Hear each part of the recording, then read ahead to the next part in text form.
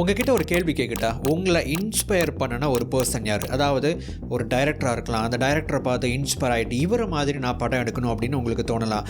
ஒரு எழுத்தாளருடைய புத்தகத்தை படிச்சுட்டு இவரை மாதிரி நான் எழுதணும் அப்படின்னு நீங்கள் ஆசைப்படலாம். ஒரு யூடியூபரை பார்த்துட்டு இவரை மாதிரி நான் வீடியோ போடணும், கான்டென்ட் கிரியேட் பண்ணணும் அப்படின்னு நீங்கள் ஆசைப்படலாம். நல்லா டான்ஸ் ஆடக்கூடிய ஒரு நபரை பார்த்து இவரை மாதிரி நான் நல்லா டான்ஸ் ஆடணும் அப்படின்னு சொல்லிட்டு நீங்கள் ஆசைப்படலாம். ஸோ இந்த மாதிரி ஸ்கில்ஸ் இருக்குது இல்லைங்களா?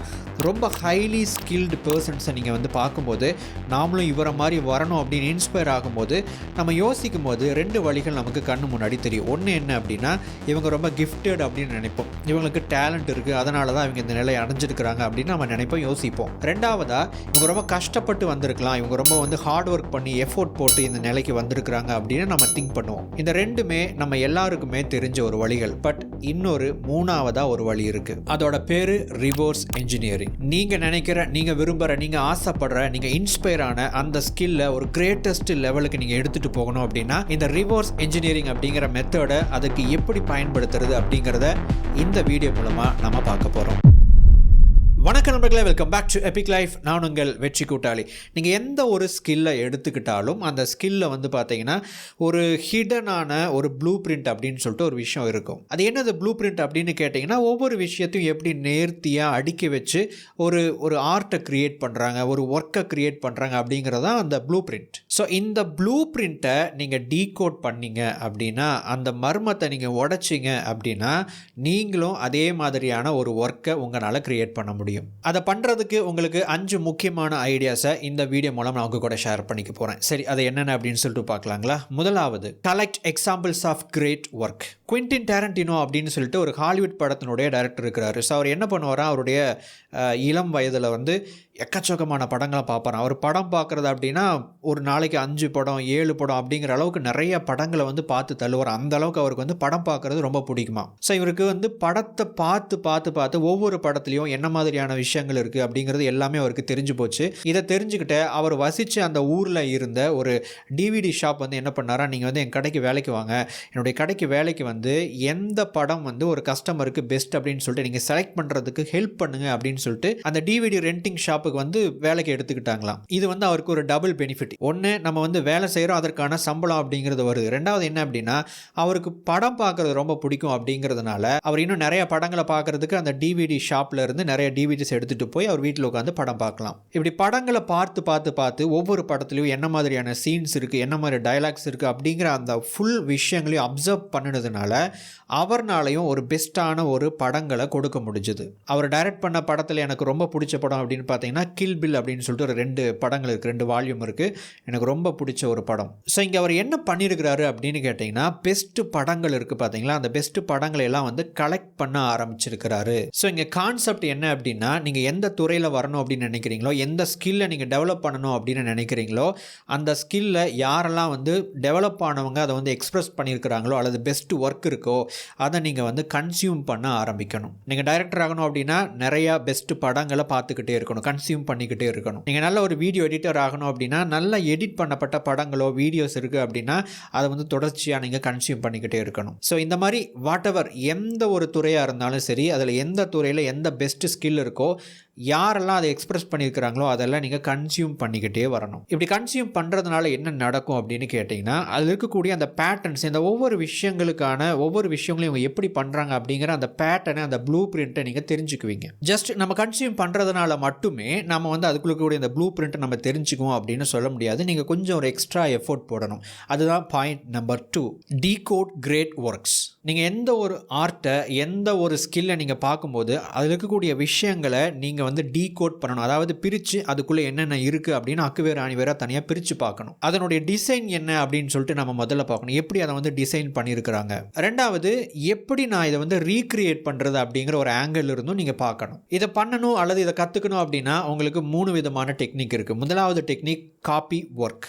ஜோ ஹில் அப்படின்னு சொல்லிட்டு ஒரு எழுத்தாளர், இவர் ஸ்டீஃபன் கிங் அப்படின்னு சொல்லப்படுற ஃபேமஸான ரைட்டருடைய மகன். அவர் என்ன பண்ணாரா, அவருடைய புத்தகத்தை எழுதுறதுக்கு முன்னாடி பிக் பவுன்ஸ் அப்படின்னு சொல்லப்படுற அவர் ரொம்பவும் இன்ஸ்பயர் பண்ண ஒரு புத்தகத்தை அந்த புக்கை வச்சுட்டு ஒரு நோட்டை எடுத்து அந்த புத்தகத்தில் என்னென்னலாம் இருக்கோ ஒரு வாரத்தை கூட விடாமல் அப்படியே வந்து எழுத ஆரம்பிச்சார், அதாவது காப்பி பண்ண ஆரம்பித்தாராம். ஸோ இது எதுக்காக அப்படி பண்ணுறாரு அப்படின்னு கேட்டிங்கன்னா, இந்த புத்தகத்தில் இந்த எழுத்தாளர் வந்து எப்படி எழுதியிருக்கிறாரு, என்ன மாதிரியான டயலாக்ஸ் வச்சுருக்கிறாரு, எப்படி அதனுடைய பேட்டர்ன் என்ன அப்படிங்கிறத வந்து இவருடைய மைண்டுக்கு பயிற்சி கொடுக்கறதுக்காக இந்த காப்பி ஒர்க்கை வந்து பண்ணியிருக்கிறாரு. அதுக்கப்புறம் அவருடைய ஓன் புக்கை எழுதுகிறாரு. அந்த புக்கும் வந்து ஃபேமஸ் ஆகுது, ரொம்ப ரீச் ஆகுது. ஸோ இந்த காப்பி ஒர்க் அப்படிங்கிறது என்ன அப்படின்னா, ஒரு ஆர்ட் ஃபார்ம் இருக்குது, ஒரு ஸ்கில் இருக்குது. அந்த ஸ்கில்லை வந்து உங்களை ரொம்ப இன்ஸ்பயர் பண்ணக்கூடிய பெஸ்ட்டான ஒரு எக்ஸ்போசர் பண்ணியிருப்பாங்க இல்லைங்களா, அதை வந்து நீங்கள் திரும்ப காப்பி பண்ணணும், அப்படியே வந்து டிட்டோ அடிக்கணும், அவ்வளோதான். ஸோ இதை பண்ணினீங்க அப்படின்னா அந்த பேட்டர்ன்ஸை நீங்கள் புரிஞ்சுக்க ஆரம்பிப்பீங்க, கற்றுக்க ஆரம்பிப்பீங்க. அதோடு சேர்த்து இன்னும் நீங்கள் 2 முக்கியமான விஷயங்களை செய்யணும். அது என்ன அப்படிங்கிறத இன்னும் கொஞ்ச நேரத்தில் பார்க்க இருக்கிறோம். அதுக்கு முன்னாடி இன்னொரு புக் ரெக்கமெண்டேஷன்.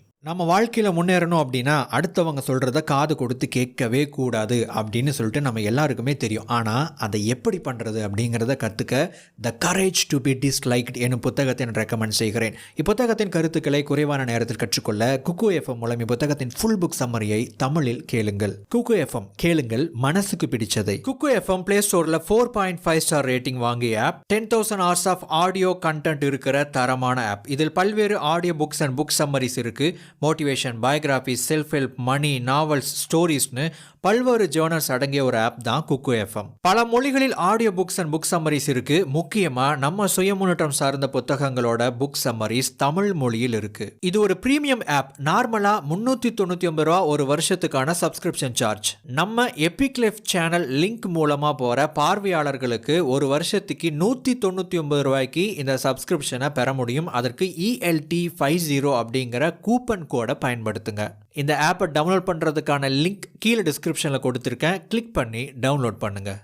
இப்போது 2வது டெக்னிக் என்ன அப்படின்னா ரிவர்ஸ் அவுட்லைனிங். இப்போ உதாரணத்துக்கு நீங்கள் வந்து ஒரு டைரக்டர் ஆகணும் அப்படின்னு ஆசைப்படுறீங்க. நீங்கள் வந்து ஒரு படம் பார்க்குறீங்க, அந்த படம் உங்களை ரொம்பவே இன்ஸ்பயர் பண்ணுது. அந்த படம் அப்படிங்கிற ஒரு ப்ராடக்டை எடுத்துக்கிட்டு அதுலேருந்து நீங்கள் பின்னோக்கி பார்க்கணும். அதாவது அந்த படத்தில் என்னென்ன விஷயங்கள் எல்லாம் பண்ணியிருக்கிறாங்க அப்படின்னு சொல்லிட்டு அதனுடைய அவுட்லைனை நீங்கள் வந்து பார்க்க ஆரம்பிக்கணும். சிம்பிளாக ஒரு படம் அப்படின்னு எடுத்துக்கிட்டிங்கன்னா அதில் வந்து சினிமாட்டோகிராஃபி இருக்கும், டைரக்ஷன் இருக்கும், எடிட்டிங் இருக்கும், சவுண்ட் டிசைனிங் இருக்கும், மியூசிக் இருக்கும். ஸோ இது எல்லாத்தையுமே நீங்கள் வந்து அவுட்லைன் பண்ணி பார்க்கணும். இந்த அவுட்லைன் பண்ணுறது அப்படின்னா என்ன அப்படின்னா, இப்போ இந்த வீடியோ இருக்குது இல்லைங்களா, இந்த வீடியோவையே வந்து எக்ஸாம்பிள் எடுத்துக்கோங்க. இப்போ இந்த வீடியோ அப்படிங்கிறது என்ன அப்படின்னா கண்டென்ட் அப்படின்னு ஒரு விஷயம் இருக்குது. 2வது நான் அதை வந்து பேசுகிறேன். 3வது நான் வந்து இதை ரெக்கார்ட் பண்ணுறேன். இதை ரெக்கார்ட் பண்ணும்போது நான் வந்து சில லைட்ஸை வந்து நான் யூஸ் பண்ணுறேன்.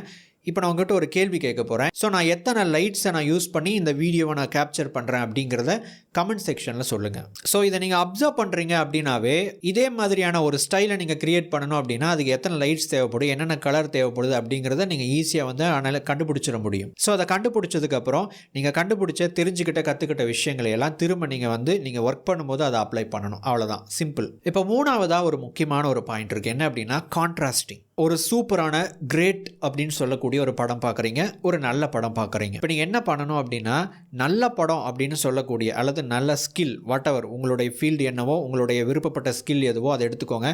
அதில் தி பெஸ்ட் அப்படின்னு ஒன்று இருக்கும், குட் நல்லது நல்லா இருக்குது அப்படின்னு ஒன்று இருக்கும். இந்த 2யும் கம்பேர் பண்ணுங்கள். ஏன் நல்ல ஒரு ஸ்கில்லை பெர்ஃபார்ம் பண்ணக்கூடிய ஒரு நபரை விட பெஸ்ட்டாக பெர்ஃபார்ம் பண்ணுறது பார்த்தீங்களா? இந்த 2 பேருக்கும் என்ன வித்தியாசம், இந்த 2 ஸ்கில்லுக்கும் என்ன வித்தியாசம் அப்படிங்கிறத கண்டுபிடிங்க. தி பெஸ்ட்டாக பண்ணக்கூடிய ஒரு நபர் என்ன பண்ணுறாரு அப்படிங்கிறத கண்டுபிடிச்சி அந்த இன்சைட்ஸை உங்களுடைய ஒர்க்கில் அடுத்த தடவை நீங்கள் ஒர்க் பண்ணும்போது அப்ளை பண்ணீங்க அப்படின்னா பெஸ்ட் ஒர்க்கை பெஸ்ட் ஸ்கில்லை எக்ஸ்பிரஸ் பண்ணுறது எப்படி அப்படிங்கிற அந்த விஷயத்தை உங்களால் கற்றுக்க முடியும். நண்பர்களே, இந்த வீடியோ உங்களுக்கு யூஸ்ஃபுல்லாக இருந்திருக்கும் அப்படின்னு நம்புகிறேன். அடுத்த வீடியோ பதிவில் மேலும் ஒரு பயனுள்ள தகவலோடு உங்களை சந்திக்கிறேன்.